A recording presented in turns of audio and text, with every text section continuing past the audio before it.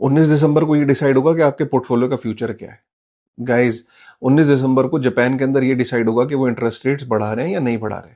अब आप ये कह सकते हो कि यार मैं तो अमेरिका में रहता हूँ या मैं ऑस्ट्रेलिया रहता हूँ, इंडिया रहता हूँ, भाई मुझे जापान से क्या लेना देना।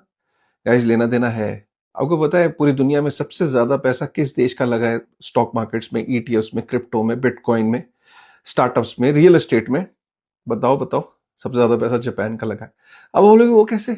भाई सबसे ज्यादा पैसा जापान का इसलिए लगा, जापान ना खुद फाइनेंशियल क्राइसिस से गुजरा 80 के एंड में।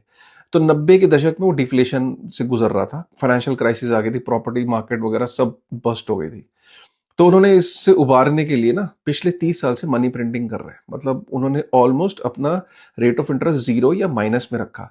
तो लोगों ने कहा जापान के अंदर 0% रेट ऑफ इंटरेस्ट पे मिल रहा है, पैसा लो।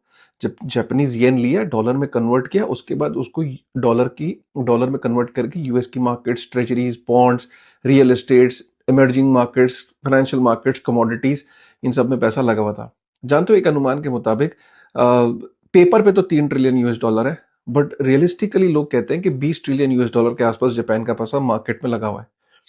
जापान में क्या हुआ कि बैंक ऑफ जापान ने अभी एक अनाउंसमेंट करी, कि कल ही करी, इनफैक्ट वो हेडलाइन में आया हुआ था कि 550 बिलियन US डॉलर के आसपास के जो ईटीएफ है वो सेल करने जा रहे हैं। लेकिन उन्होंने बोला कि भाई हम 100 सालों में करेंगे, हम एकदम नहीं बेचेंगे, ऐसा तो मार्केट खत्म हो जाएगी। 100 साल लगेंगे हमें, लेकिन हम बेच देंगे। 550 बिलियन US डॉलर के आसपास ईटीएफ में पैसा लगा हुआ है। तो भाई मार्केट में पैनिक हो गया।